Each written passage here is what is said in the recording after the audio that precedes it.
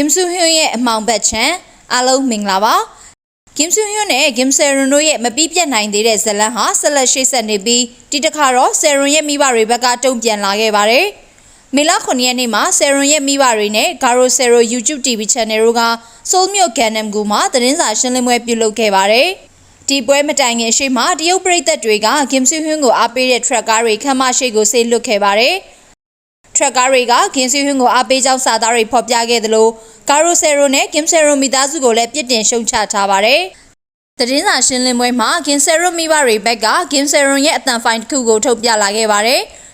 ဒီအသံဖိုင်က2025ဇန်နဝါရီ10ရက်ကဖြစ်ပြီး Kim Saeron ကသူဟာ Kim Soo Hyun နဲ့အလဲတန်းကနေတက္ကသိုလ်အထိတွဲခဲ့တာဖြစ်ကြောင်းပြောဆိုထားပါတယ်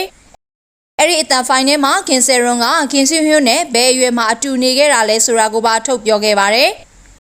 Saeron ကသူနဲ့ Kim Soo Hyun ဟာသူ့အသက်14နှစ်ရှစ်တန်းကျောင်းသူဘဝမှာပဲပထမဆုံးအချိန်အတူနေခဲ့တာဖြစ်ကြောင်းဝန်ခံခဲ့ပါတယ်။ဒါ့အပြင် Kim Saeron က Kim Soo Hyun ဟာသူ့ရဲ့ idol မင်းသမီးတစ်ယောက်နဲ့အတူနေနေတဲ့ပုံတွေကိုလည်း Kim Saeron စီပို့ခဲ့သေးကြောင်းသိရပါတယ်။ Kim Soo Hyun ကဒီ idol စီကနေရေးညှိနှံ့ရနေတာကြောင့် Seaweed လို့ဖုန်းမှာမှတ်ထားတဲ့အကြောင်းကိုလည်း Saeron ကဖွင့်ချပြခဲ့ပါသေးတယ်။ Kim Saeron ရဲ့မိဘတွေကတော့ Kim Soo Hyun ကိုအသက်မပြည့်သေးတဲ့ကလေးတငယ်ပေါ်လိန်စော်ကားမှုနဲ့တရားစွဲဆိုထားပြီးဖြစ်ကြောင်းလည်းကြေညာခဲ့ပါတယ်။ဒါ့အပြင် Saeron ရဲ့မိသားစုကသူတို့ကိုကူညီပေးနေတဲ့ Saeron ရဲ့သွေးသားမတော်တဲ့အတော်ဆိုသူနဲ့ Garo Sero YouTube Channel ရဲ့ CEO Kim Sae-wi တို့ကိုကာကွယ်ပေးဖို့လည်းတောင်းဆိုခဲ့ပါသေးတယ်။အခုတလောမှာသူတို့နောက်ကိုနောက်ရောက်ခံလိုက်သူတွေရှိနေကြောင်းအနေအကျရောက်နိုင်ကြောင်း Saeron ရဲ့မိသားစုကထုတ်ပြောခဲ့ပြီးဒီထဲမှာတပ်တွေတယောက်က Kim Soo Hyun ရဲ့ငွေပေးနှုတ်ပိတ်မှုကိုညှင်းပယ်ပြီးတဲ့နောက်ရန်ပြုတ်တိုက်ခိုက်ခံခဲ့ရသေးတယ်လို့လည်းပြောပြလာပါတယ်။ဒီအခါမှာ Kim Soo Hyun ဘက်ကကာကွယ်ပေးနေတဲ့ YouTuber Lee Jin Ho ကဆွဆွဲချက်တွေကိုလိန်ညာထွက်ဆိုနေတာဖြစ်ကြောင်းပြန်လည်တုံ့ပြန်လာခဲ့ပါတယ်